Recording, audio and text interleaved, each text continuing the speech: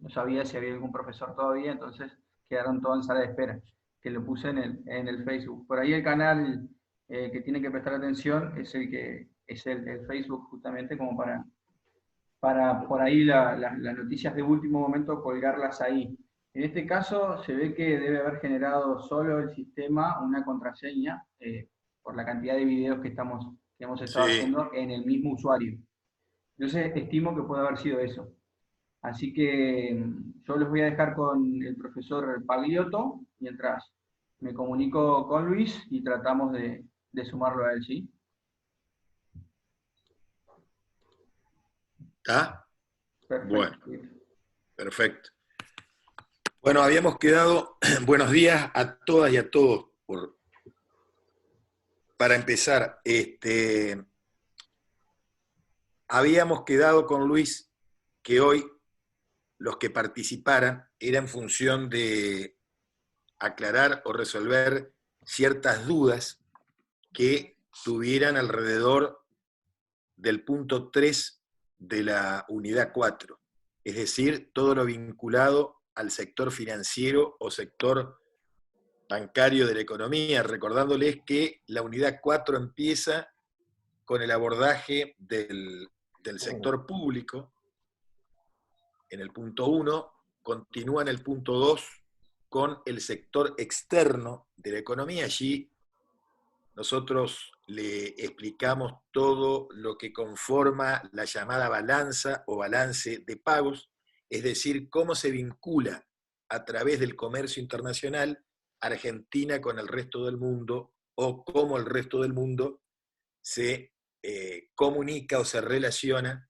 con la Argentina desde el punto de vista de las operaciones de compra y venta de bienes y servicios y de la entrada y salida de capitales, sea por el lado de las inversiones extranjeras directas, sea por el lado de las inversiones en cartera o por el lado de préstamos a corto, mediano y largo plazo. Y finalmente llegamos al punto 3, que tiene que ver con el sector financiero, es decir, con el sector bancario. Allí hicimos una breve, muy breve historia de lo que significa el dinero, cumpliendo las funciones de medio de pago, de unidad de medida y de reserva de valor.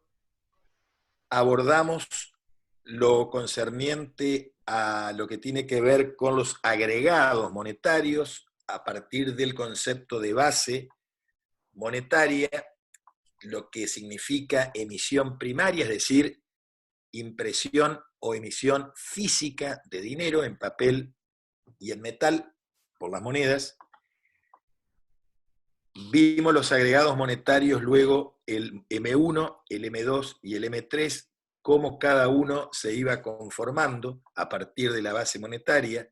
Introdujimos el concepto de multiplicador bancario, de coeficiente de liquidez, y explicamos en un clásico ejercicio cómo funciona la emisión primaria de dinero a través de la relación sistémica del Banco Central de la República Argentina con los tres sectores, es decir, con el sector público, con el sector externo y con el propio sector financiero.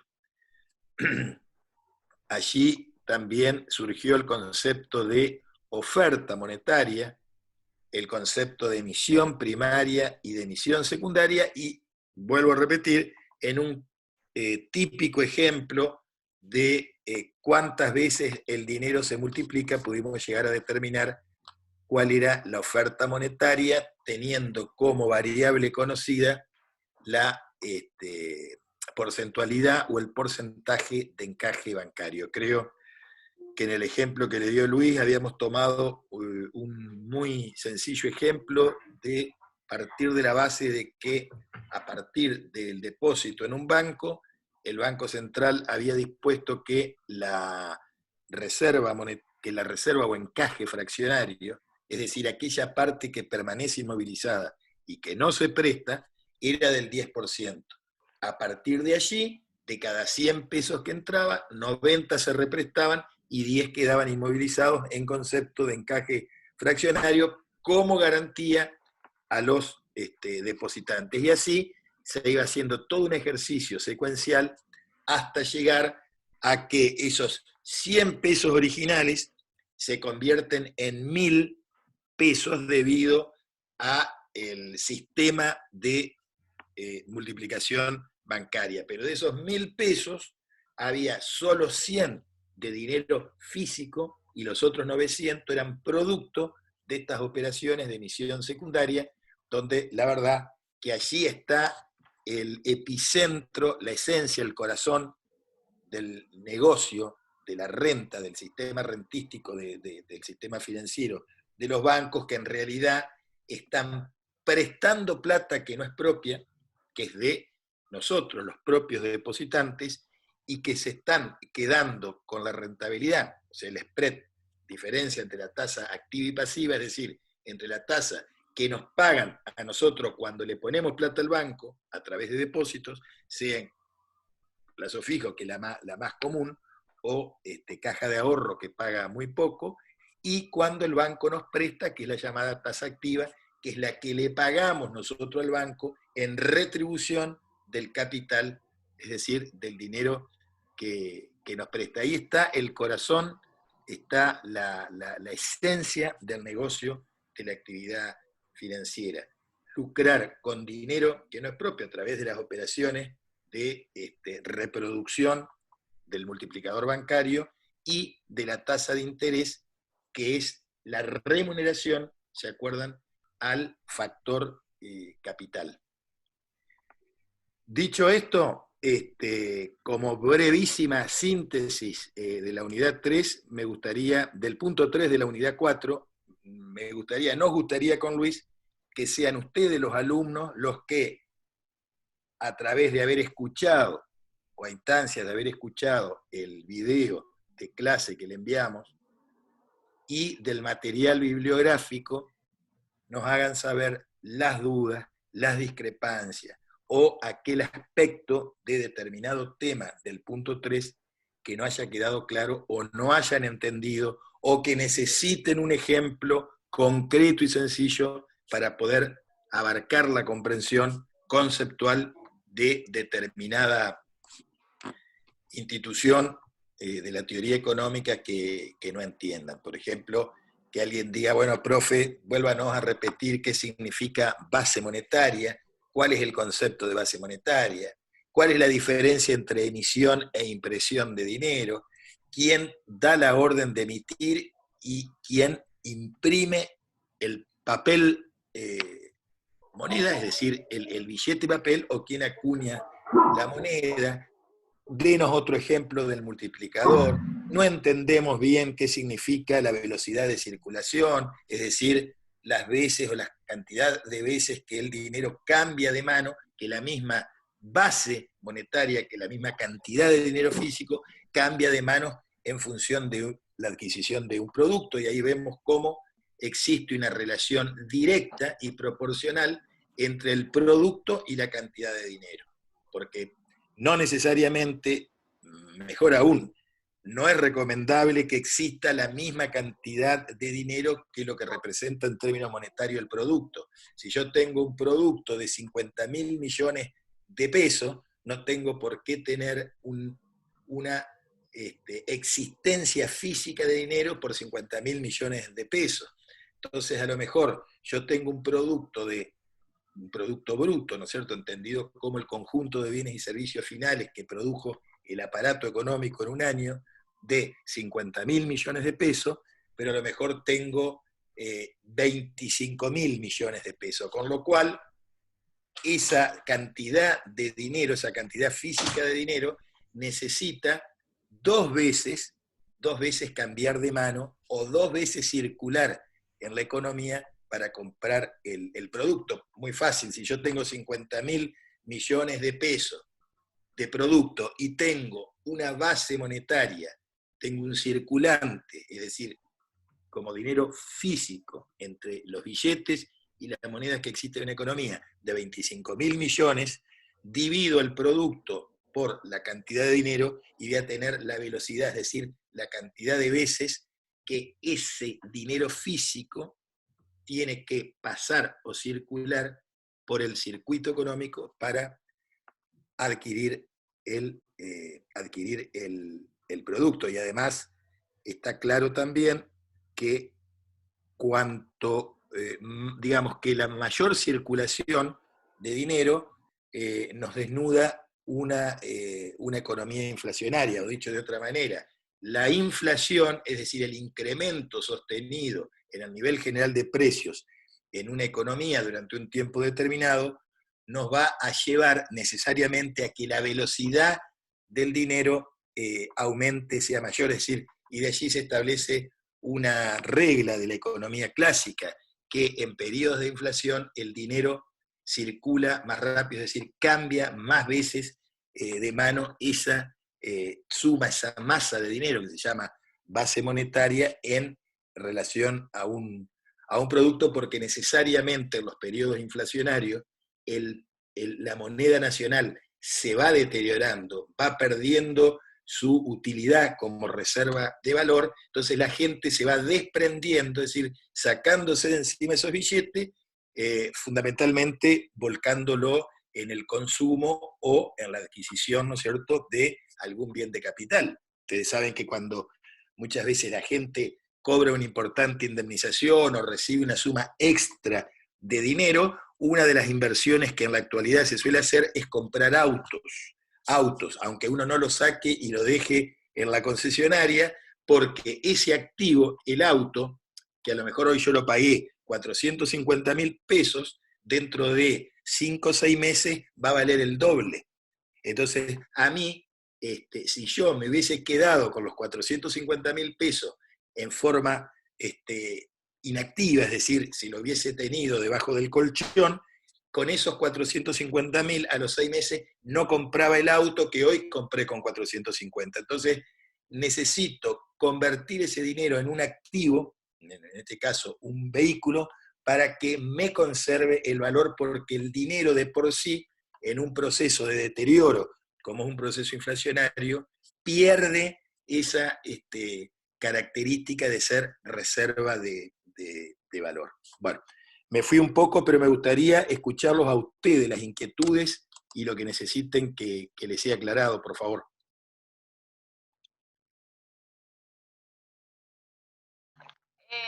Rubén, yo hay algo que no entendí. Yo hay una cosa que no entendí de este proceso de multiplicación del dinero, que es Dale. ¿en qué momento todo, digamos, la transacción de esta multiplicación, digamos, este proceso de préstamo y depósito no es infinito? O sea, porque creo entender que Castro y Lessa dicen que tiene como 2 drenajes, pero no entendía hasta dónde llega ese proceso, digamos, en qué momento termina o qué pasa. Perfecto. Es que el límite te lo da el nivel de encaje bancario. A ver, supongamos que tenemos 100 pesos. A esos 100 pesos yo soy un empresario que necesito 100.000 pesos para hacer determinada inversión. Por ejemplo, para comprar una nueva máquina que acreciente, que aumente la capacidad productiva, es decir, la cantidad de pastas que yo en mi fábrica de pasta venía produciendo determinada cantidad, yo voy al banco y pido 100.000 pesos, parte para una máquina y parte para capital de trabajo. Es decir, harina, todo lo necesario, todo lo que necesito para seguir produciendo. Además de una máquina, los insumos para seguir incrementando mi producción como propietario de una fábrica de pasta. Esos 100 pesos, el banco me lo otorga, pero yo no me llevo todos los 100 pesos. Es decir, digamos que casi el 100% de los empresarios, industriales y comerciantes del mundo operan en forma bancarizada, es decir, me abren una cuenta corriente. Ustedes saben que la cuenta corriente es una operación donde existe un banco, donde yo tengo depositada en cuenta corriente una determinada cantidad de dinero, el banco me otorga una chequera y yo cada vez que pago, en lugar de andar con todo el dinero a cuesta, en mi bolsillo, en el bolso, en la billetera, yo ando con la chequera. Entonces voy y te compro, le compro a Clara Cosi una camisa, ya tiene una casa de prenda, de ropa, de vestir, y la camisa, yo, vamos a decir, bueno, la camisa 2.500 pesos, no saco 2.500 pesos, sino que libro un cheque. El cheque es un cartular, es una orden de pago, donde le estoy diciendo al banco que tiene mi dinero en depósito, señor banco, páguele a la señora Clara Cosi la suma de 2.500 pesos.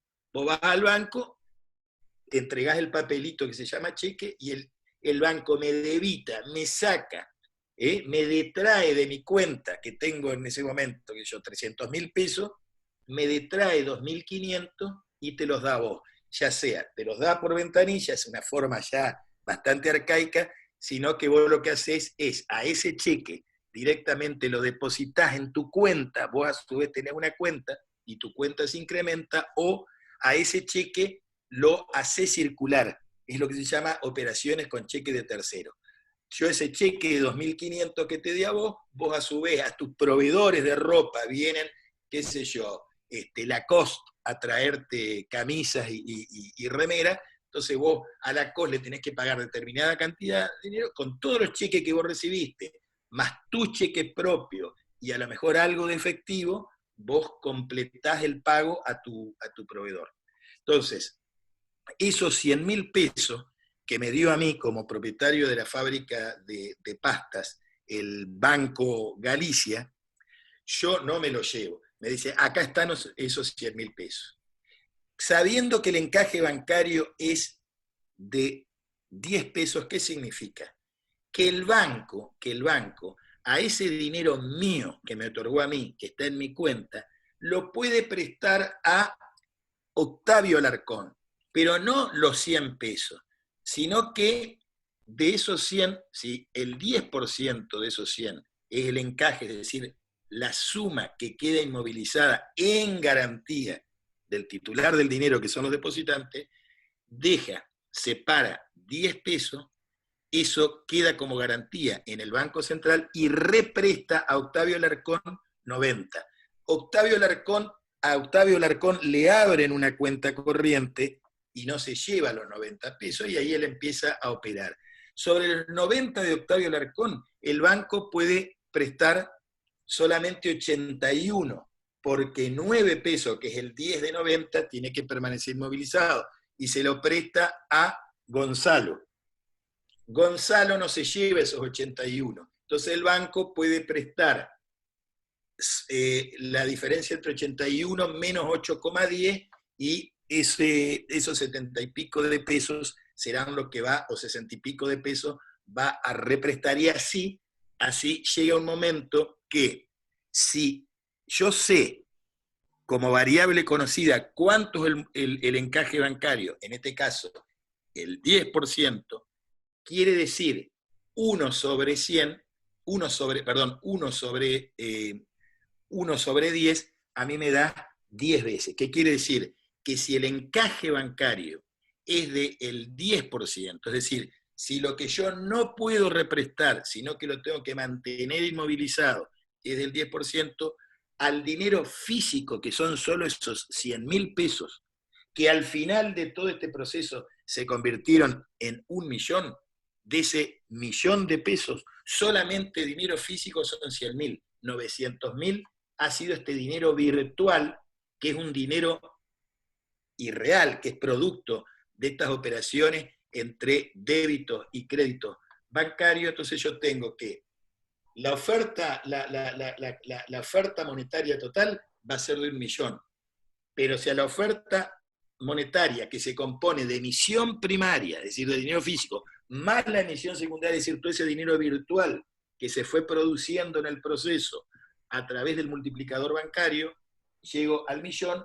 1 millón, que es la oferta monetaria total, menos la base monetaria 100.000, me quedo con 900.000. Entonces, la oferta monetaria está compuesta por 100.000 pesos de dinero físico, de dinero de existencia real, y 900.000 de no dinero. No lo podés tocar, porque solo existe en esas operaciones en forma, para que ustedes lo entiendan, virtual. Entonces la oferta monetaria, que se compone de la base monetaria, o sea, la emisión primaria más la emisión secundaria, tenés 100.000 más 900.000, da 1.000.000.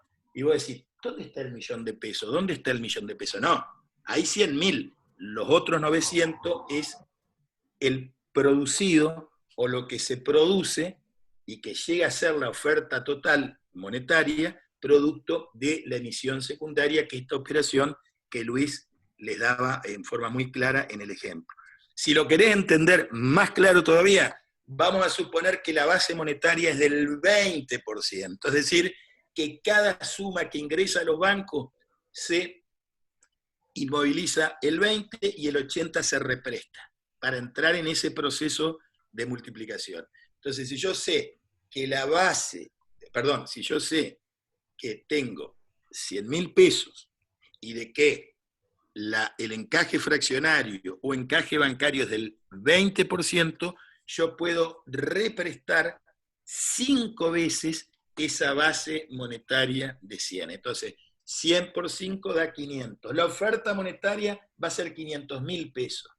Pero como yo sé de antemano que oferta monetaria es emisión primaria más emisión secundaria, yo si tengo que la oferta monetaria total es de 500, pero que solo tengo 100.000 de base monetaria, es decir, de emisión primaria de dinero real, hay 400.000 que son dinero virtual, es decir, que son emisión secundaria. ¿Se entendió más o menos?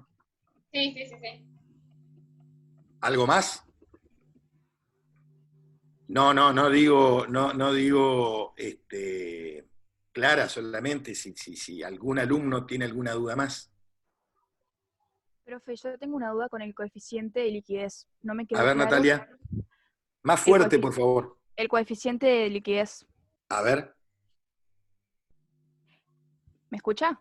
Sí, ¿querés saber qué es el coeficiente de liquidez? Sí, porque en el video explican algo de como que no se tiene que sí o sí tener la misma cantidad de dinero que del producto, algo así, eso no me quedó claro. Eso es lo que yo le dije hoy a ustedes. Nosotros vamos a tener, digamos, el coeficiente de liquidez o preferencia por la liquidez. Es la cantidad de dinero en relación al producto. ¿Sí?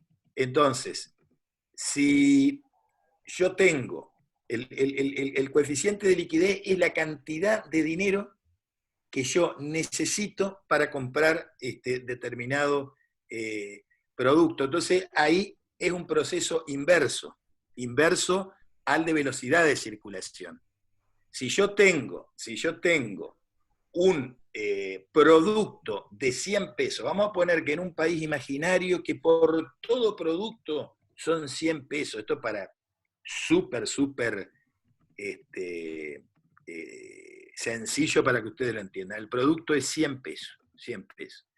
Y yo tengo 25 pesos de base monetaria, es decir, de dinero físico, va a circular 4 veces esos 25 para comprar los 100 pesos. ¿Sí?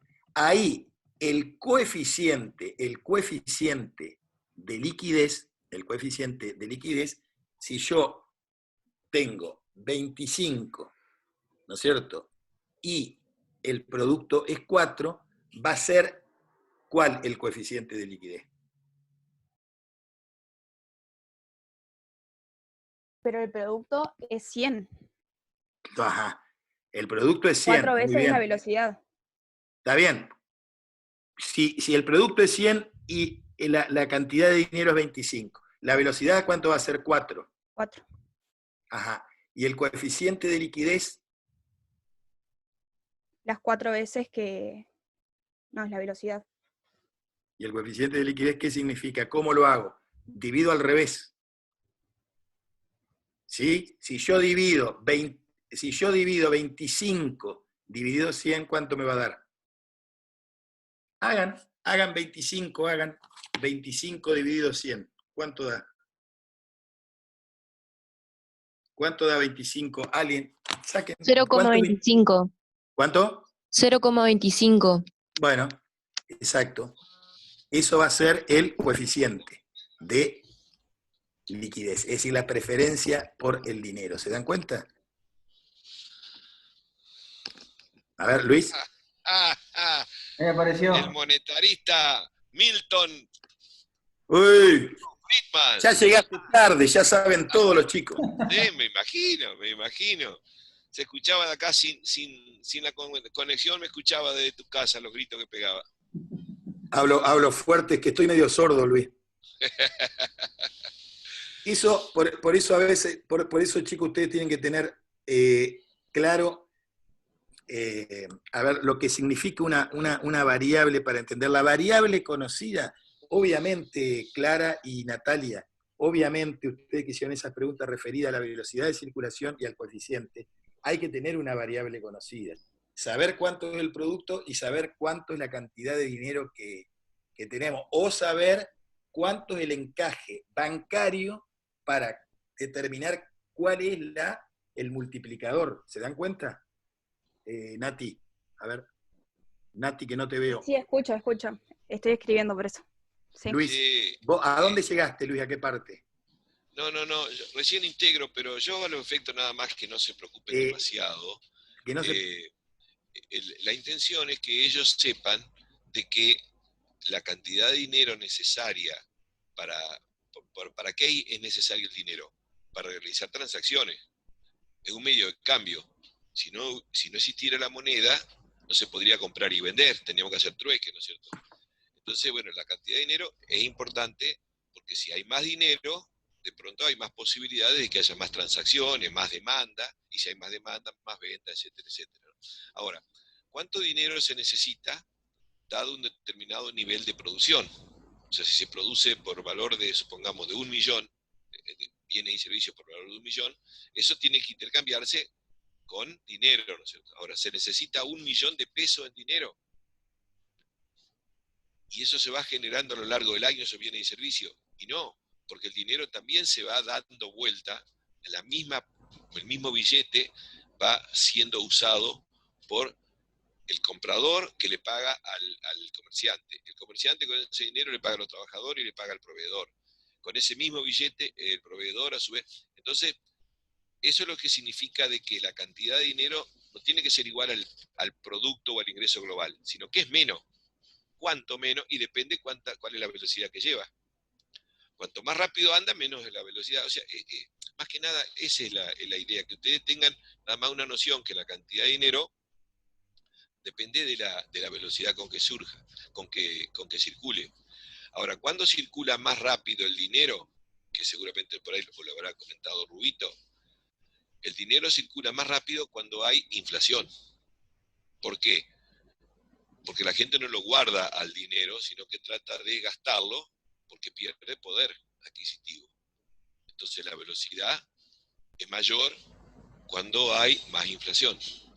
Pero más que nada, esa idea, porque más que una fórmula que por ahí ustedes le pueden repetir media de memoria, ¿no es cierto? Sino más bien es la idea esa de que un sistema no necesita todo el dinero equivalente a la cantidad de producto que se genera, sino menos, en función de que ese mismo billete da vuelta varias veces, ¿no es cierto? Nada más que un comentario al margen, no sé qué otra cosa estuvieron hablando. Por eso yo, en base a lo que le decía Luis, le daba ese ejemplo de todos los años, que es tan simple.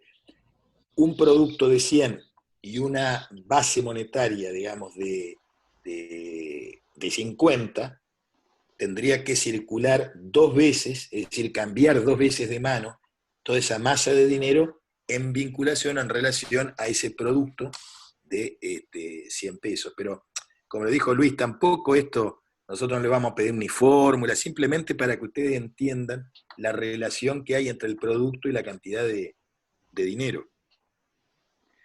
Una cosa que sí, Luis, yo todos los años le aclaro en las clases presenciales, cuando se habla de cuáles son los agregados o los bienes, digamos, con mayor liquidez. Yo siempre le digo que cuando uno tiene un campo, digamos, uno tiene un campo, a ver, yo tengo 5.000 hectáreas, qué cantidad de plata, pero ¿cómo puede Pero vos ser que tenés tengas? mucho más, Rubito. Yo tengo más, Tenés más. pero ¿cómo puede ser que tengas 5.000 hectáreas y esté seco y tengas que ir a pedirle al banco 2 millones de pesos? Bueno, no hay que confundir, ¿no es cierto?, el capital físico con la liquidez. Con la liquidez. Por eso los bienes físicos, un campo, un auto, ¿no es cierto?, son menos líquidos, es decir, son, digamos, hay todo un proceso de tiempo para llevarlos a dinero, para convertirlo en dinero, que el mismo dinero, es decir, el bien más líquido, el activo, para ser más riguroso, más líquido, sin duda, es el dinero. El dinero es el más líquido porque es el líquido por excelencia. Después, bueno, la cuenta corriente bancaria es más líquida que, por ejemplo, que una caja de ahorro, o es más líquida que un plazo fijo, que significa que uno tiene que inmovilizar durante un tiempo bastante prolongado, 15 días, un mes, 2 meses, 6 meses, un año, a cambio de lo cual recibe un determinado interés. Pero llegamos a un auto, una máquina, a un edificio, y eso sí es un capital, eso sí es un activo, pero no es un activo líquido, sino que la liquidez va quedando lejana, se va haciendo más lejana cuanto más cueste reconvertir ese edificio o ese campo en billetes y monedas, que en sí mismo el dinero es el activo más líquido. ¿Se entiende, chiques? Sí, se entiende. Bueno. Siga Luis nomás, usted es el titular de la cátedra. No sé qué, no sé qué le habrán hablado, pero como para generar un poco el diálogo, el tema del sistema monetario financiero interesa en el sentido de que usted tiene que saber que el dinero, una de las funciones es facilitar el intercambio. Entonces, la cantidad de dinero que existe en una economía tiene incidencia en el volumen de lo que se transa, en la cantidad de intercambio que se hace. Entonces, la cantidad de dinero, si aumenta, por ejemplo, va a tener un impacto sobre la demanda global.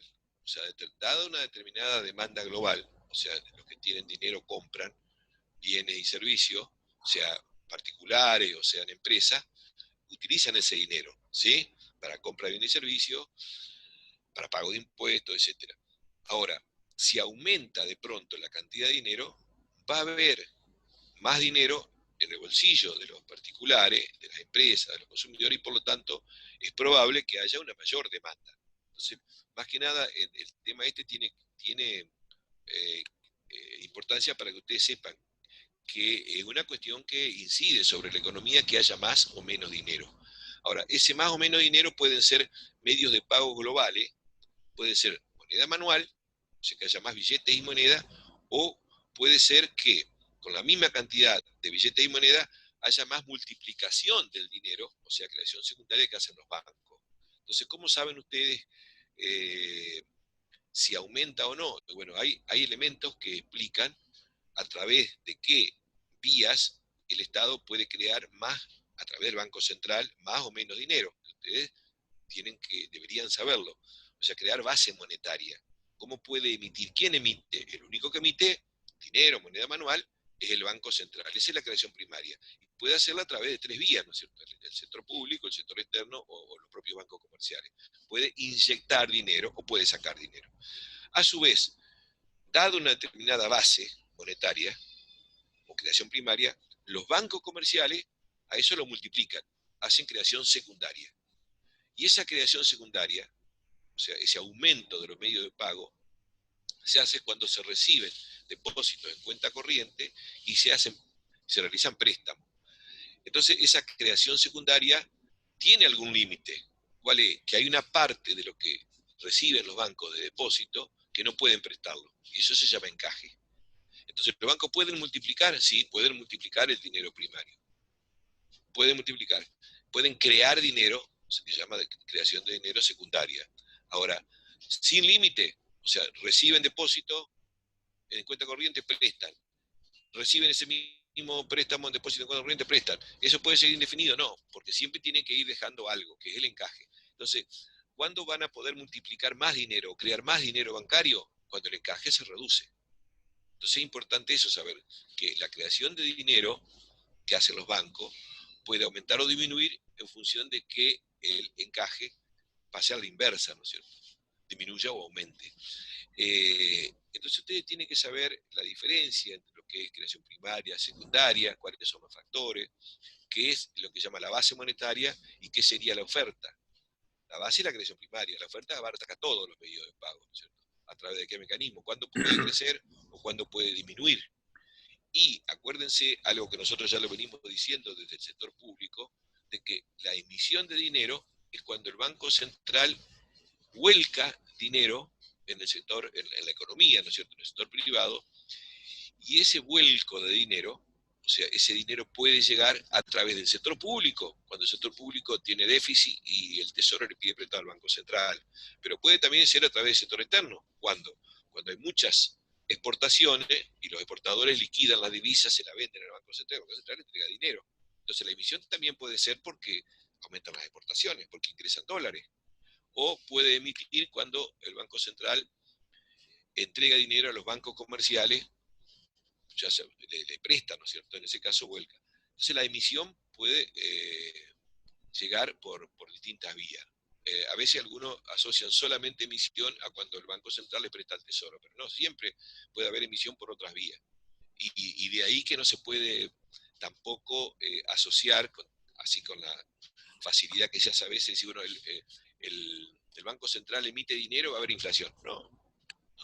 En la Argentina yo les había comentado que en los últimos 2 años del gobierno anterior prácticamente no hubo emisión monetaria y fueron los años de más inflación de los últimos 15 años. Entonces, ¿cómo puede ser? Porque la inflación es un fenómeno diferente, mucho más complejo. Lo que pasa es que normalmente la economía ortodoxa, la economía liberal, para criticar al Estado porque emite, asocia con la inflación, pero no dice que el Estado también emite cuando compra dólares, ¿no es cierto? O sea, no es lo mismo emisión que inflación. Eso como introducción en general para ver cuáles son las cosas que ustedes no están entendiendo de este tema de la cantidad de dinero. O sea, la cantidad de dinero, más que nada, incide en la economía a través de la demanda global.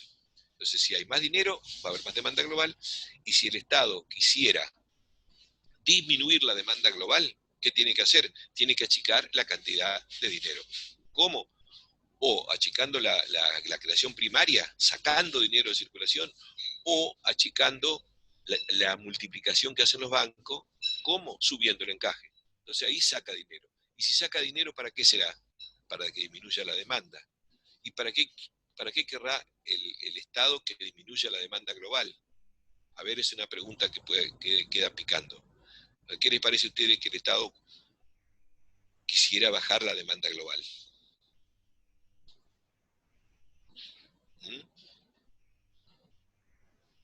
¿Qué perseguiría? ¿Qué objetivo? A ver, alguna ayudita.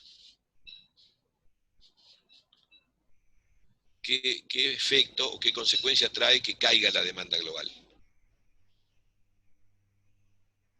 Vamos, tiren, equivóquense, hagan lo que sea, pero no se queden callados, opinen. Tirale un centrito, Luis, tirale un centrito.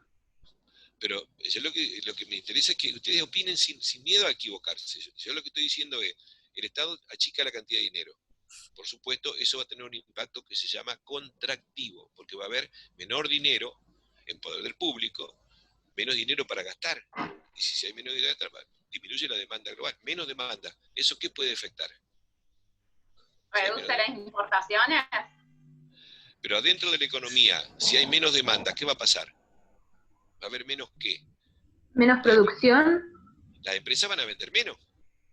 Y si las empresas venden menos, exactamente, si están vendiendo 1000 y de pronto el mercado le demanda 800, ¿van a seguir produciendo 1000? ¿Menos oferta? No, menos producción, no, van a Menos producir producción. menos. Y si van a producir menos, si en general todas las empresas producen menos, ¿qué va a pasar en la economía? Menos trabajo, o sea, un proceso de recesión. Exactamente, va a haber recesión. ¿Y puede ser que el Estado quisiera generar recesión? Sí. Sí. Puede ser. ¿Por qué? Con la recesión, ¿qué consecuencias se generan en una economía? Desempleo, decíamos, ¿no es cierto? ¿Y qué más? Habían hablado de un disciplinamiento de los salarios. ¿Y qué les parece? Si hay cientos de miles de desempleados, ¿van a seguir, los que están empleados, van a seguir peleando para que le aumenten el sueldo? No. Van a tratar de asegurarse que no lo echen. ¿Sí? ¿Y qué otra Perdón, cosa? no entiendo por qué el Estado querría eso. Yo tampoco. Porque el Estado, ¿qué? El Estado es un ente que está por encima de la sociedad, no tiene nada que ver con los sectores sociales, con quienes pueden incidir sobre las políticas económicas. No hay sectores que presionen al Estado para que tome determinadas medidas. ¿Quién puede querer que bajen los salarios o que se disciplinen los trabajadores? Las grandes Los empresas. dueños Y las grandes sí, los empresas. empresarios. Las grandes empresas. ¿Y qué No otra sirve cosa? también, Sí, no sirve también para que eliminar a los competidores, tipo las pymes, y que queden simplemente las grandes empresas. exactamente. Empresa de mercado. ¿Qué pasa después de una recesión? Exactamente, limpieza de mercado. Después de una recesión, y sobrevivió la más fuerte, aumenta la concentración y la centralización del capital. Entonces, ¿qué pasa? Hay sectores que van a presionar para que el gobierno aplique políticas que se llaman contractivas, recesivas, de ajuste. Y hay una tercera causa. Nosotros decíamos que algo me parece que empezó a decir Clara, una tercera causa cuando hay recesión. Si hay recesión, ¿qué pasa con el tema del comercio exterior? Sí. Menos importaciones, digamos, menos capacidad de compra. Exactamente, cae, porque hay menos importaciones y con las exportaciones Aumentan, porque aumentan, como hay quedan menos más, demanda interna, se va a poder ir más al exterior. exactamente, quedan más saldo exportable. Entonces, eso puede hacer que aumentan las exportaciones, disminuyen las importaciones, va a haber más divisas, ¿sí? Y si hay más divisas, ¿quién quiere que haya más divisas? Entre otros, Las empresas. Los bancos, digamos, los que se las llevan, los más grandes, los especuladores, los que hacen fuga de capitales, que necesitan llevarse las ganancias afuera y tienen que llevárselas en divisa. Entonces, a veces no hay divisa, entonces la política o el Fondo Monetario, cuando dice ustedes quieren préstamos, bueno, recesión, así después generan los dólares para devolverlos. ¿Mm? O sea, estamos viendo un poco la mezcla ya de política económica, que es un tema que tendríamos que ver la semana que viene. Pero bueno, planteen ustedes qué cosas, dudas. Mi duda es sobre la inflación y el fenómeno monetario, o sea, ¿qué relación tienen? Es un tema que está vinculado a esto, pero no es exactamente lo mismo, ¿no es cierto? ¿Inflación qué es? Es un proceso donde aumenta de manera sostenida y generalizada el precio de la mayoría de los bienes y servicios, ¿sí? Y hay un aumento que no es parejo, sino que uno viene a aumentar más, otros menos. ¿Cuáles son los que más aumentan? Aquellos que tienen que ver con las empresas que tienen más poder de mercado, que son los que se llaman las empresas líderes, las formadoras de precios, ¿no es cierto? Entonces, cuando hay inflación, hay un aumento sostenido y generalizado de precios, hay cambio de poder adquisitivo. Unos pierden y otros ganan. Vamos a suponer, si hay una inflación, supongamos el año pasado fue del 55% en Argentina. Bueno, algunas cosas subieron un 80%, todos los productos, medicamentos, subieron arriba del 80%, algunos más, porque ahí están manejados por los grandes laboratorios que imponen precios, ¿no es cierto? Hay otros que subieron más todavía, como la energía, pero hay otros que subieron mucho menos. El promedio fue 55. ¿Qué pasa? Entonces, ¿qué esconde ese promedio? Que los que subieron los precios menos del 55, por ejemplo, los salarios, los haberes jubilados y algunas otras cosas, perdieron en el reparto. Y los que aumentaron más del 55 se quedaron con esa diferencia. Eso es la inflación. La inflación es un proceso donde hay un cambio permanente en los precios relativos. Unos ganan y otros pierden. ¿Sí? Ahora, ¿por qué se genera? Para algunos, dar una explicación muy simple. Hay inflación porque hay más dinero en circulación. Entonces, como la gente tiene más plata, demanda más, Entonces, eso hace que aumente los precios. Pero, ¿cómo? ¿Un comentario no? ¿O fue un no, le decía entonces sí. Leí un poquito, Luis, que eso es un tema interesante, ¿viste? Para romper el mito de la teoría cuantitativa que en general todos los medios repiten eso de que la inflación la causa la emisión, la cantidad de dinero. Claro, O cortamos, Octavio, y empezamos 40 de nuevo, así, ¿eh? No sé. Pero ¿tenemos 2 o 3 minutos o no, Octavio? No, Luis. No, 2 minutos. no me apareció nada a mí. O sea, Porque acá yo veo que dice 20 minutos. ¿Cuántos son en total? ¿25? ¿Cómo? Ahí dice 21 minutos que llevamos. Bueno, no, a mí no me marca el tiempo, así que por mí, síganme. Perdón, ¿dónde está el tiempo en la pantallita, Octavio? Yo no lo tengo, así que a mí no me marcó todavía que sea. Hay uno que me dice recording y me late un rojo. Bueno, ese estoy grabando, pero no tiene nada. Ah, perdón, soy más bruto que bueno. Nada, Roberta, nada. Y hacer viaje a Estados Unidos y no he aprendido a decir goodbye, loco. No. Pero continúe nomás. Continúe. Bueno, si no cortamos, digamos, si se corta, empezamos nuevo. Decíamos que los que dicen que la inflación depende de la cantidad de dinero es porque suponen que si hay más dinero, hay más demanda, y que los empresarios, si hay más demanda, aumentan los precios. Según la teoría económica más ortodoxa, de acuerdo a la competencia, la ley de oferta y la demanda, si aumenta la demanda, un empresario lo que va a hacer es que va a aumentar la producción. ¿Por qué? Porque va a querer vender más frente a los competidores. Ahora, ¿qué pasa si quisiera hacerse el vivo y aumenta los precios cuando hay mayor demanda? Y no le van a comprar. ¿Por qué? Y porque le van a comprar a los competidores. Es decir, que mientras pueda aumentar la producción, nadie va a aumentar los precios. Entonces, ¿qué supone que puede haber aumento de precios? Y salvo que exista una plena capacidad instalada, entonces si aumenta la demanda, y como está toda la capacidad instalada, no se puede aumentar la producción, entonces aumentan los precios. Pero sucede que nunca hay plena capacidad instalada. En la Argentina, desde mediados de los años 40 del siglo pasado hasta hoy, la capacidad instalada siempre ha sido mucha, de 20, 30, 40 y hasta 50% de la capacidad está parada. ¿Qué quiere decir? Que si aumenta la demanda, debería aumentar la producción.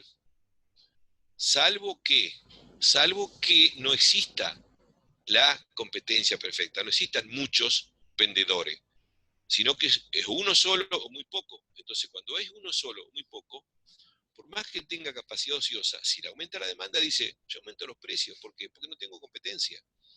Entonces, lo que define que ante un aumento de la demanda el empresario decide aumentar los precios es porque tiene el control monopólico o porque el control oligopólico de los mercados. Entonces, es la estructura concentrada de los mercados lo que define de que aumenten los precios, no que haya más demanda.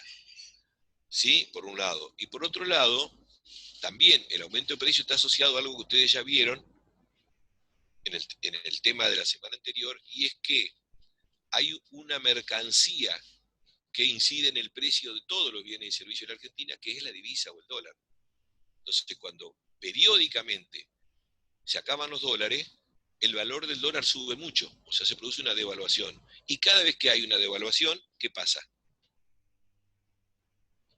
Aumentan los precios.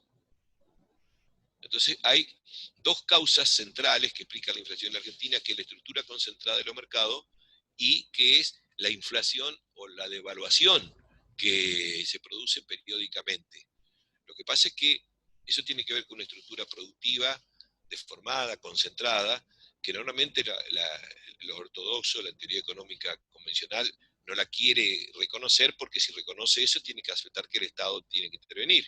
Y como la teoría ortodoxa normalmente está asociada a los intereses más concentrados, ellos lo que dicen, no, la culpa la tiene el Estado, no tiene que haber ninguna intervención, ¿no?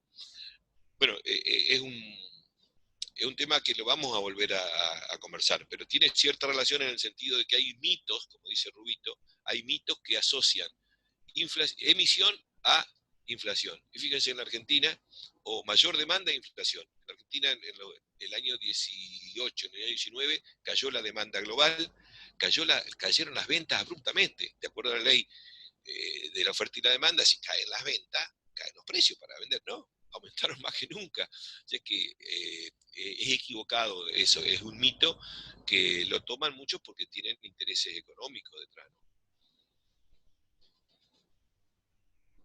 ¿Algo más sobre el tema monetario financiero, de lo que hayan visto hasta ahora? ¿Mm?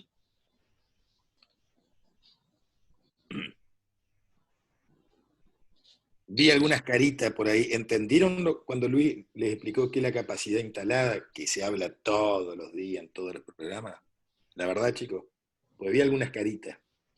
A mí Yo me no- cuesta entender un poco porque, o sea, vengo escuchando muchas cosas que me confunden, entonces, A ver. por ejemplo, en la televisión que uno escucha que la máquina de imprimir billetes y que la inflación, entonces uno se confunde porque agarra todo lo que escucha y no, pero ahora entendí bien y, o sea, entendí un poco más lo de la inflación, digamos. Lo que pasa es que ahora últimamente está mucho Milei y Giacomini, están en todos los canales de televisión y dan otra visión. Habría que hacer una clase sobre estos personajes, ¿no? Y me interesa lo que responden. A ver, pero un poco para rebatir a los Milei, Giacomini y varios más, porque no son los únicos. Esperti, Pagliotto. ¿Cuáles son los medios? A ver, si un Estado, cualquier Estado, ¿cuáles son los medios para conseguir recursos, chicos? Normalmente, que también se habla todos los días. Pero la diferencia que a lo mejor tenemos los que participamos de esta visión con respecto a la gran mayoría, no es que vemos un problema distinto, lo analizamos y le asignamos respuestas distintas. Cualquier Estado en el mundo tiene tres formas, lo busquen en el manual, que lo busquen, se vayan a un manual de economía china, soviética, ultraliberal. ¿Cuáles son las formas que tiene un Estado de financiarse? A ver, Impuestos. Ajá. Es decir, recaudación, ¿no es cierto? Muy bien. ¿Cuál es otra? Préstamos, créditos. Ajá, es decir, endeudarte, ¿sí? ¿Y la otra? Si no tienes ni crédito y ya se te acabaron los recursos. De las exportaciones. Se te acabaron todos los recursos. Vos no tenés más recursos, es decir, gastaste mucho más de lo que recaudaste y encima te endeudaste. ¿Qué es lo que te queda? Si ya no te van a prestar y si ya no tenés más recursos tributarios. Emitir. En realidad eso es una forma también de endeudarse, pero se endeuda Exacto. lo mismo con el Banco Central. ¿Qué dice Milei? Que es el que está todos los días. Milei no cree, participa de una teoría, ni siquiera Ricardo Barriasu, que es ultraconservador, participa de la idea de Milei. Milei no cree en la existencia de los bancos centrales, en ningún lugar del mundo. Él dice que los bancos centrales no tienen que existir, y menos que menos para emitir. O sea, ya está en un extremo impensado. Eso no lo propone ni Esper, ni Carlos Melconian, no. Dicen, no. Nosotros lo que criticamos es que esa entidad que se llama Banco Central le presta demasiado al Estado. Lo que decía Luis, todos creen que la única forma de emisión son los adelantos al Tesoro Nacional que le hace el Central adelantándole plata.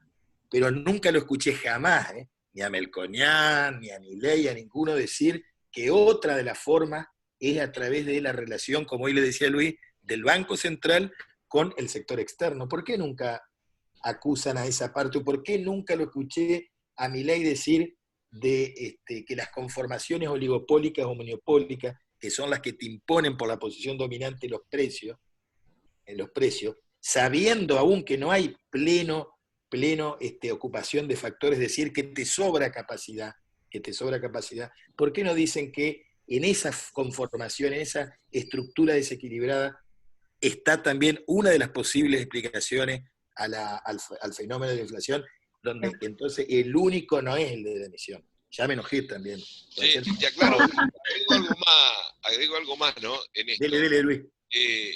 Es que en general los llamados monetaristas asocian de que si hay más inflación es porque hay más demanda, y si hay más demanda es porque hay más dinero en circulación. Entonces la culpa que tiene más dinero es la culpa del Estado porque emite, porque tiene déficit. Pero ustedes saben que cuando hablamos de medios de pago, nosotros decimos, ¿qué constituyen los medios de pago? ¿Está conformado por qué? ¿Solamente por los billetes y monedas? ¿Solamente por la creación primaria? Los medios de pago abarcan qué cosa, lo que se llama no la base, sino qué cosa, la Creación o- secundaria. la oferta, La oferta monetaria, que monetaria. abarca la creación primaria más la secundaria. Claro. Y ustedes saben qué es lo que constituye la mayor parte de los medios de pago, es la creación secundaria. Es la multiplicación que hacen los bancos comerciales. Y ustedes saben, yo les comenté a ustedes, que la mayor cantidad de medios de pago entonces está generada por la creación secundaria que hacen los bancos comerciales. Los bancos comerciales crean dinero, mucho más que el Estado. Pero no solo eso, chicos. No solo que los bancos comerciales, los banqueros, los usureros, que no mueven un dedo para nada, no solamente que son los que crean dinero de la nada, sino que además son los que más ganan con esa creación. Porque tienen la facultad de crear dinero los bancos comerciales, ¿sí? Multiplican ese dinero y lo hacen haciendo préstamos. ¿Y esos préstamos lo hacen gratis? No. Obviamente cobran intereses, son los Hoy intereses cuando uno más habla- altos. Cuando no entraste, Luis, esto mismo se lo dije antes de que vos entraras, el tema de que está la super ganancia de los bancos en la emisión secundaria. Es decir, están prestando los bancos, hacen plata con plata ajena. Eso es lo genial. Pero además, son los que crean mayor cantidad de medios de pago. Exacto. Es decir, que teóricamente deberían ser los principales responsables, según los monetaristas, de la inflación. Exacto. Pero ninguno de estos que critican al Estado, supuestamente porque genera inflación, dicen la verdad, y es que los bancos comerciales, que son los que crean mayor cantidad de medios de pago, son los principales responsables de la inflación. Y encima crean dinero de la nada y encima ganan más que nadie en la Argentina a costa de llevar a la quiebra a muchos sectores. Bogiano, que es ese peladín como yo, un poco más delgado nada más, que es un ultraliberal, el otro día se cruza con Álvarez Agís, y me parece que Álvarez Agís le enmendó la plana, como dicen los uruguayos, excelentemente, porque ¿qué decía? Lo que decía Luis. No, hablaba exclusivamente de la emisión.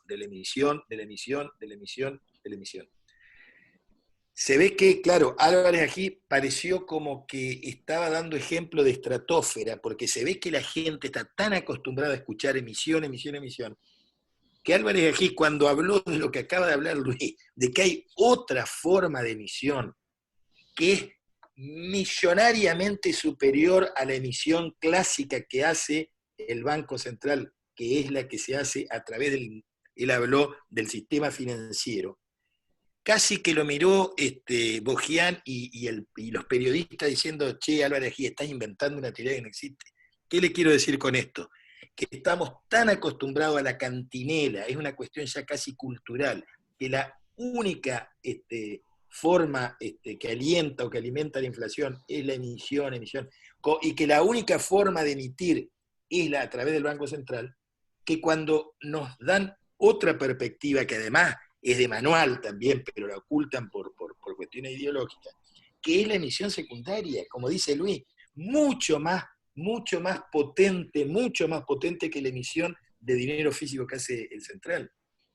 Lamentablemente, los tiempos de los programas televisivos, pero quedó como que Álvarez Agí estaba inventando algo,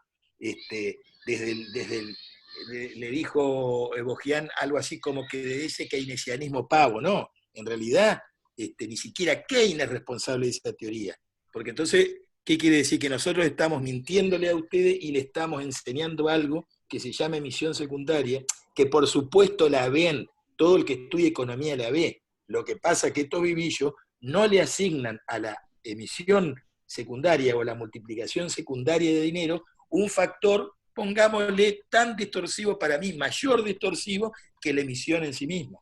Ya me enojé. Claro.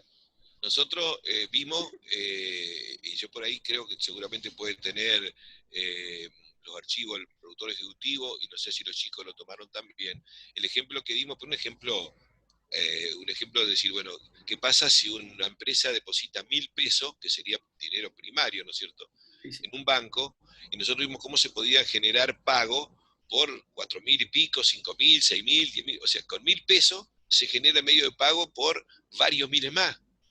Bueno, ¿quién genera la mayor cantidad de medio de pago? La creación secundaria, la emisión que hacen los bancos. Esa operación de recibir depósito en cuenta corriente y hacer préstamos. El depósito en cuenta corriente no lo paga, el banco no le paga a los depositantes, pero cuando cobra, cuando hace préstamos, cobra.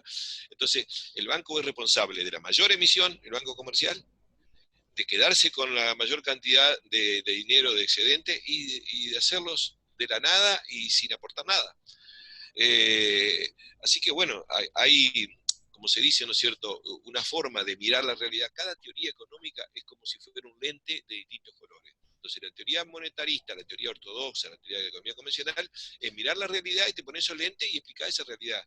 Ahora, capaz que no tiene nada que ver con la realidad que vivimos. Pero bueno, vos le ves esos lentes y te hacen ver lo que ellos quieren ver. Lo que nosotros insistimos es, te vamos a dar a explicar los lentes de los economistas convencionales, pero también te vamos a decir, sacátelo un ratito y ponete otros lentes para ver que la realidad no es como, no coincide con lo que dicen ellos, ¿no? Lo que nosotros decimos hay que sacarse los lentes y cambiarlos para mirar la realidad si efectivamente queremos entenderla, ¿no es cierto? O si no, nos sumamos al coro, ¿no es cierto?, de los que repiten y bueno, políticamente correcto repetir lo que dicen, ¿no?, de los que tienen más poder, ¿no? Ahora me acordé, Bogiano, lo que le dijo Bogiano a Álvarez aquí fue que no es serio, como que no tiene valor epistemológico o estatuto científico,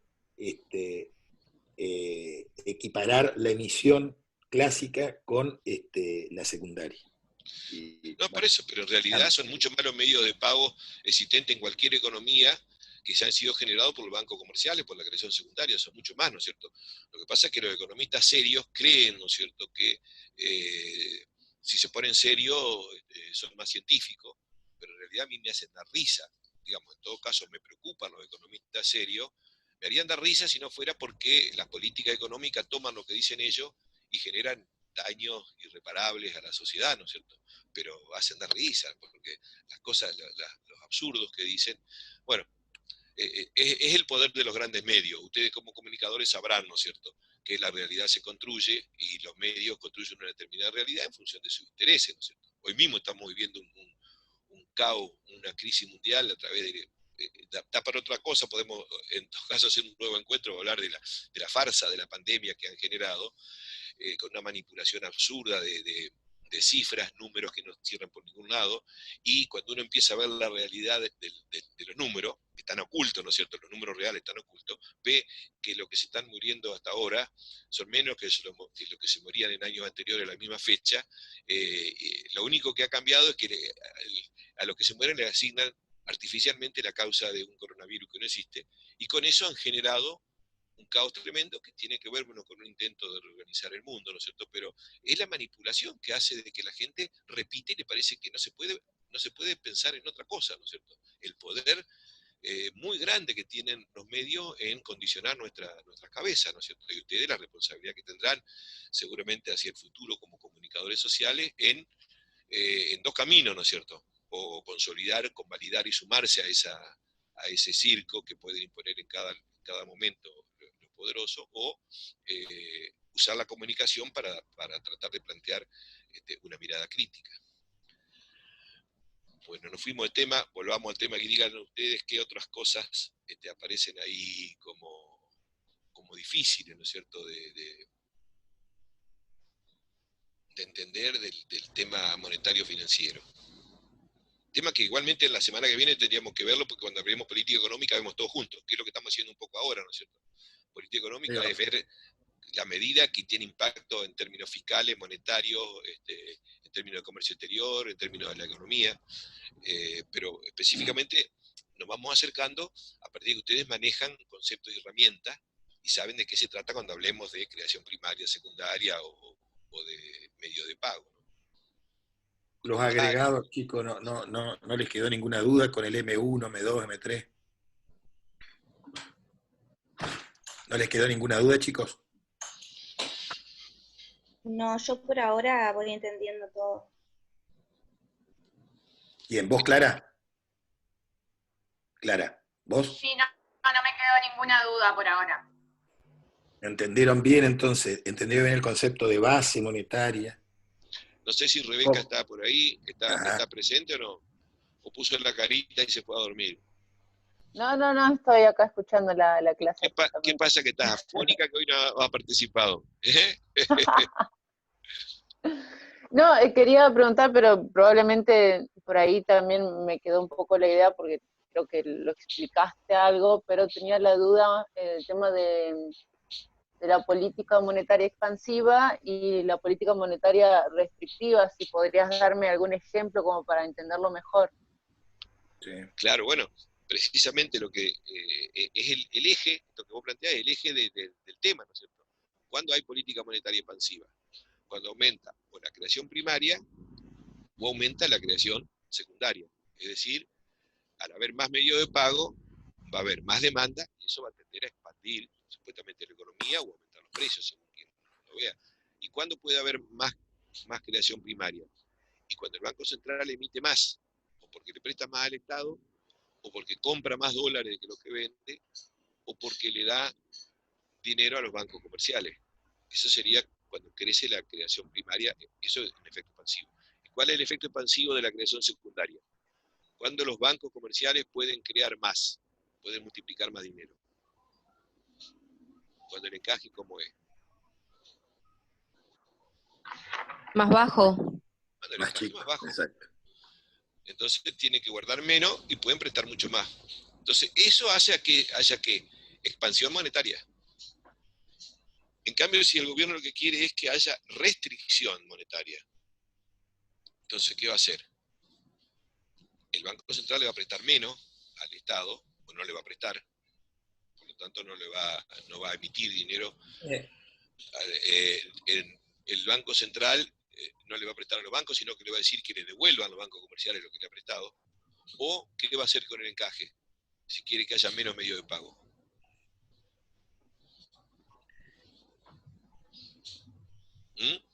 ¿Qué haría Esto con el encaje? lo van a entender quizás mejor ya. ¿Cómo? Subir, me dijeron. Bajar. ¿Subir o bajar? Me dijeron bien, me parece que dijeron subir, ¿no? Sí. Sube el encaje, entonces queda inmovilizado el dinero y entonces eso tiene que ver con política monetaria expansiva o restrictiva. ¿Sí, Rebeca? ¿Más o menos? Sí, perfecto. Aparte, chicos, acuérdense que hay dos maneras. Uno puede hacer expansiva, una política expansiva, monetariamente hablando, sea emitiendo físicamente, es decir, lo que yo siempre le decía en clase. Imaginémonos una montaña de dinero integrada por todos los billetes que circulan y todas las monedas. Si le doy a la maquinita, como les gusta decir a los economistas del establishment, esa montaña se me hace cada vez más grande, más grande, más grande, más grande. Esa es una forma de que va a ser expansiva, es decir, va a aumentar la oferta, pero por vía de la emisión primaria. Ahora, Luis, y la otra por la con emisión buen secundaria. criterio, le suele preguntar a veces en los exámenes, ¿cómo hago una política expansiva? Es decir, ¿cómo aumento la oferta sin tocar la base? Traducido sería, ¿cómo hago más grande la oferta sin imprimir, es decir, sin darle a la maquinita, sin que la montaña aumente? ¿A qué le echo mano? A la emisión secundaria. Y la emisión secundaria, ¿con qué tiene que ver? ¿Con qué variable? Con el encaje bancario, que si es menor va a permitir una multiplicación mayor y si es más grande me va a permitir una multiplicación o una emisión secundaria menor y por lo tanto será contractiva o expansiva de acuerdo a la medida del encaje, es decir, sin necesidad de prender la maquinita a través de la orden del Banco Central que se llama emisión primaria. ¿Está? Sí, chicos? perfecto, se entendió. Sí, Perfecto. No, les aclaro porque les solemos preguntar y nos miran con cara de terreno. Y esto, la pregunta es siempre, ¿cómo, sin tocar la base, aumento la oferta? ¿Vos has visto mucho tornero degollado, Rubito? Y en el campo, con 7.500 hectáreas, tengo ternero, tengo toro. Claro, un gran estanciero y ganadero, claro. Bueno. ¿Qué otra cosa, chicos? Por ahora no hay más preguntas. Vamos, Clara, que es la de la... No, pero hay varias acá. duda? Natalia, Jimena, Luna, Victoria, Andrés, Luna ha tenido Marco. poca participación. Estoy acá escuchando, voy entendiendo hasta ahora. Sí, está bueno, ¿eh? Qué lindo que vayan entendiendo, porque esto es un tema re complicado, que ustedes lo vayan entendiendo, está bueno. Inclusive más, cuando ustedes vean las consignas del trabajo práctico, si lo entienden, mucho mejor. Y si no, nos avisan y obviamente que vamos a hacer antes, porque esto recién, no la semana que viene, sino la otra, tienen que presentarlo. O sea que antes de eso vamos a hacer otro encuentro de consulta cuando ustedes ya vean el trabajo práctico, a ver si lo están entendiendo las consignas, ¿no? A mí me cuesta un poco los términos porque son nuevos para mí, pero voy entendiendo bastante, más que nada con los videos, como dije la otra vez, o que ustedes nos expliquen, se hace mucho más fácil, digamos, porque en los textos por ahí vos lees y no sabes bien a qué se refieren. Claro, por ahí el problema es poder bajar los conceptos a tierra. Exacto. Por eso, los trabajos prácticos apuntan justamente a chequear, para que ustedes no queden con el concepto teórico de la bibliografía, sino que lo traten de entender, ¿no es cierto? Y la otra, que yo siempre les reitero, es que por ahí ponemos algunos artículos sobre ese tema de la realidad, ¿no es cierto? Que participen, que opinen, que se equivoquen, que tengan diferencia, porque es la forma de ir aprendiendo la realidad. La realidad no se la va a contar nadie, ustedes tienen que ser, porque como no hay una sola explicación de la realidad, yo les había dicho, ¿no es cierto? Todo está muy incidido por la subjetividad. Entonces, ustedes van a entender la realidad no porque yo les diga que esto pasa por esto, o Rubito le diga, no, la inflación es por esto, o Milei o el que sea, sino porque ustedes están entendiendo y a ustedes les parece que ciertas explicaciones son más correctas, pero eso lo tienen que sacar a partir de intercambiar, de participar activamente, de disentir, de leer y sí, pero además de participar, porque vos podés leer pasivamente y creer que entendiste. No, por supuesto, pero digo leer y confrontar o confutar lo que se dice en los medios que ustedes vayan entendiendo por ahí. Porque la realidad, Rubito, la realidad es como un laboratorio en una disciplina física o química, ¿no es cierto? En cambio acá tenemos la realidad como laboratorio para aprender nosotros. Pero aprender, lo que yo digo es, digamos que yo entiendo la inquietud de la mayoría, que es decir, entender el concepto, porque es cierto, le estamos incorporando todo un lenguaje nuevo, hablamos de capacidad instalada, y el problema es que en los medios se los repite, a veces se los utiliza mal, porque hay periodistas que para quedar como que son tipos eruditos, dicen cualquier cosa. Bueno, ahora Luis habló de capacidad instalada, le hemos hablado de emisión, de contracción, de encaje, de velocidad, de coeficiente. Yo sé, es una cantidad de conceptos, pero que a mí me parece que siempre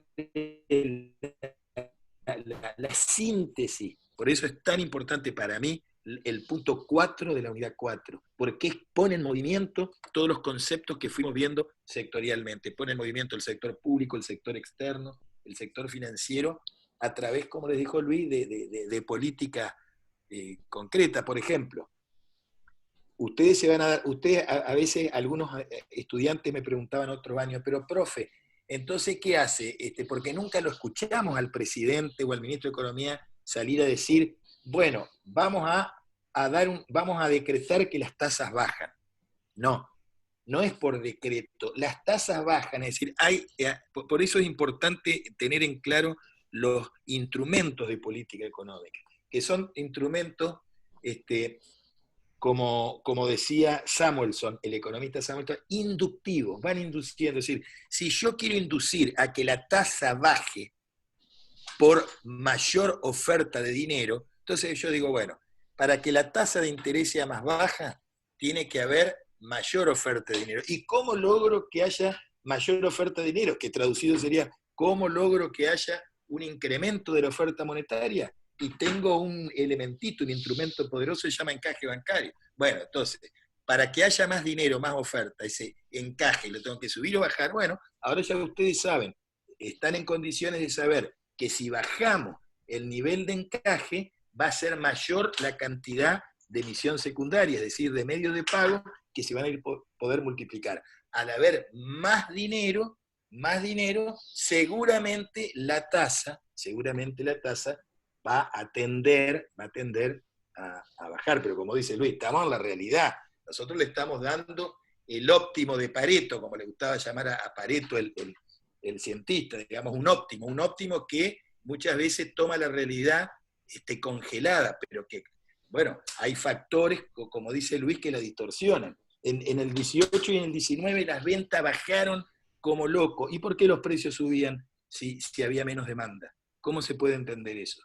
¿Se dan cuenta cómo nada es estrictamente como lo dicen los manuales? Nosotros le damos a ustedes una enseñanza, un abordaje desde lo teórico, simplificado para que entiendan, pero después ustedes desde la racionalidad y del sentido común tienen que entender que hay cosas que se van a ir distorsionando, primero porque el que las mira y le carga subjetividad, pero aparte, a ver, ¿quién iba a pensar lo de la pandemia? ¿O quién iba a pensar del dengue? ¿Quién iba a pensar que un día se inundó la ciudad de Concordia y hubo que hacer una mega inversión que estaba impensada para los corralones y que los corralones terminaron ganando mucha guita por que hubo que reconstruir la defensa de Concordia? Pero a su vez, en el PBG, que marca el Producto Bruto Geográfico, o sea, el Producto Bruto en cada provincia, no aparece todo lo que se perdió porque se llevó la inundación, pero sí refleja un mayor crecimiento en el sector corralones, en el gremio de la construcción, por todo lo que se tuvo que reconstruir.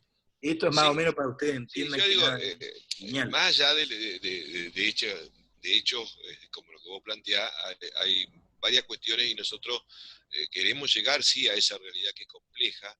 La realidad es compleja. La economía no está separada del resto, sino que nosotros la separamos artificialmente, pero está todo relacionado. Entonces, ¿cuál es el camino que seguimos? Primero, utilizamos ciertos conceptos y ciertas categorías que tratan de unificar un vocabulario común entre los que analizan la realidad. Entonces, una cosa es saber los conceptos.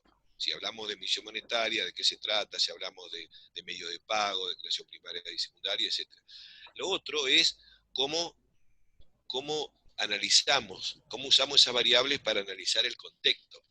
Entonces ahí ya no es solo una cuestión de saber qué significa una variable, un concepto, sino cómo la utilizan algunos para entender la realidad. Y entonces cómo la aplican. Bueno, entonces ahí vienen sí las diferencias subjetivas. Y como las diferencias son subjetivas y la subjetividad siempre va a existir, y no existen en las ciencias sociales mecanismos que permitan corroborar o desechar una hipótesis, entonces coexisten las distintas explicaciones. ¿Cómo tienen que hacer ustedes para saber cuál es la correcta? Y tienen que hacer ustedes mismos en la construcción, porque todos somos subjetivos. Entonces lo que les parezca a ustedes que es más razonable, pero fundamentado. Y eso es un poco el camino que nosotros queremos recorrer. Hasta la mitad de la materia, que es con esta unidad 4, trabajamos más que nada cuestiones conceptuales, categorías, qué significan todos estos términos de política económica, fiscal, monetaria, etcétera. Y a partir de entonces vamos a empezar a ver contextos, teorías económicas, contextos, y la realidad con todas las variables que están interactuando. Esas son las últimas dos unidades de economía argentina. Pero cuando vayamos a ver la economía argentina y hablemos de que este gobierno hizo esta política o esta otra, ya ustedes van a saber el concepto. Esta es la idea, ¿no es cierto? Y que después les quede una enseñanza de que no van a repetir lo que nosotros decimos, sino que van a entender, y cuando ya no estemos nosotros y hayan ustedes aprobado, les sirva como experiencia para que en el futuro entiendan la materia. Sabemos que es un esfuerzo enorme, para que dar una idea nada más, como ejemplo, ¿no es cierto? Una carrera que no es específica de un economista, sino, por ejemplo, un contador que tiene alguna materia de economía, etcétera, etcétera. Fíjense que solamente el punto 4.3, de la unidad 4 es toda una materia. Fíjense ustedes. El punto 4.1, sector público, es toda otra materia. Entonces, hay un esfuerzo muy grande, tanto nosotros para simplificar y tratar de que ustedes lo entiendan, como ustedes mismos. Pero yo veo que habiendo así un poco la voluntad y el esfuerzo, a mí me parece que vamos bien, Y yo les vuelvo a insistir, nosotros no estamos en el lugar de ustedes.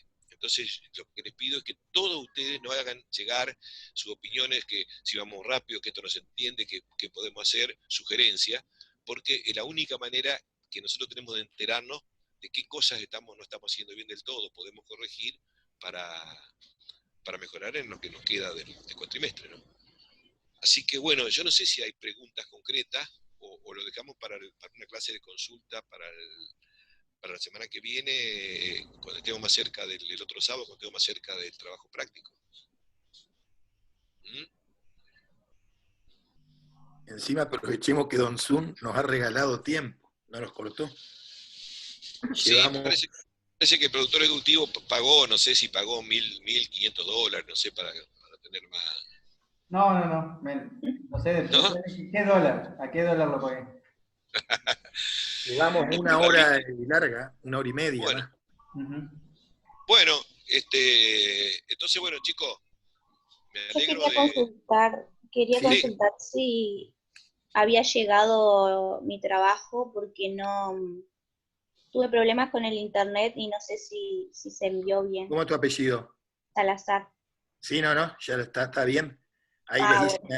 les hice y aprovecho, justo Salazar, y después el otro Grammer, donde está Grammer, y el otro, y donde está Colja.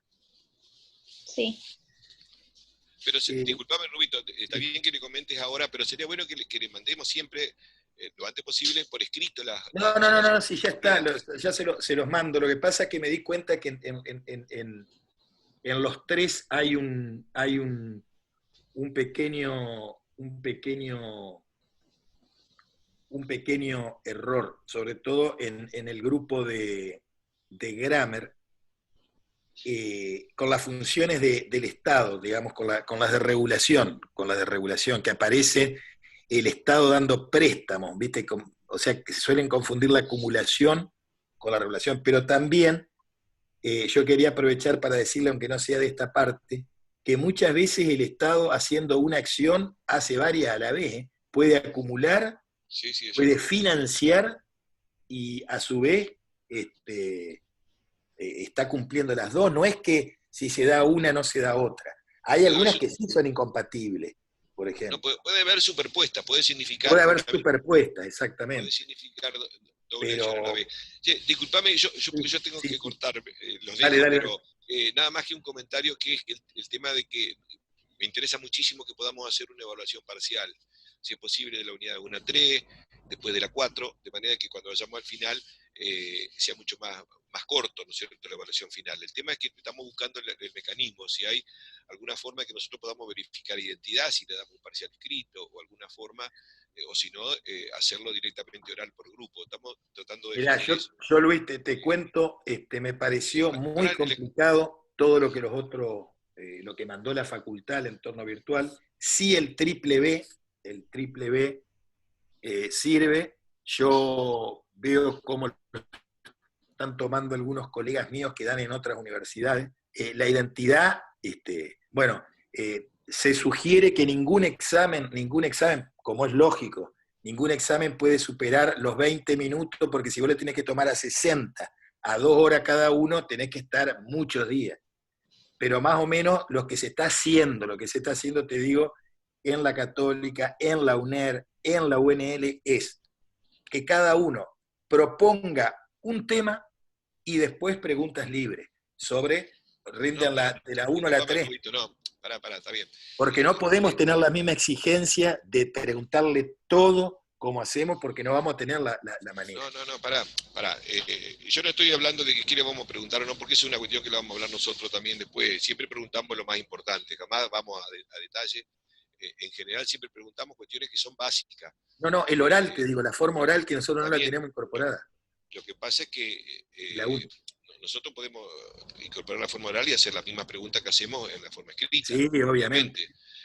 Simplemente lo que yo decía es que en la forma oral podríamos implementar algo a través del Zoom, pero nos llevaría tiempo, hacer un esfuerzo. El tema es que en la forma escrita no encontramos una modalidad que nos permita garantizar la identidad. Es decir, que se le mande una pregunta y que esa pregunta sea respondida el estudiante y no por alguien conocido que sepa y que se o leyendo, lo haga, ¿no es cierto? o leyendo Entonces, la punta, claro. yo lo que digo es que estamos viendo eso. Por ahí si los chicos me están dando una mano, por ahí Pauli, que es una de las que también maneja esto, y por ahí puede averiguar cómo es el tema de esto técnicamente, para que nos explique después a nosotros, y nosotros tomemos una decisión, ¿no es cierto? Nada más que quería conversar eso, así que si por ahí quieren seguir haciendo preguntas, los dejo con Rubito. ¿Mm?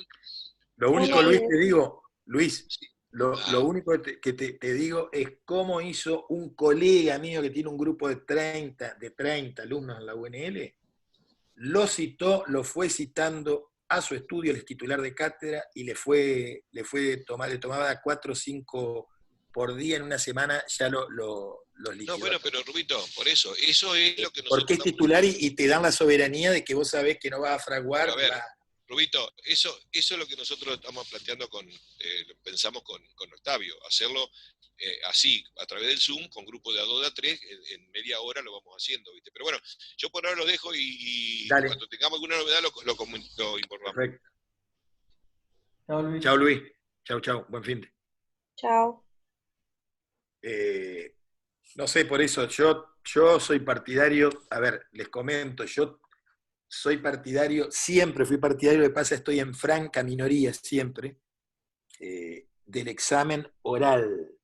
Yo no creo, aparte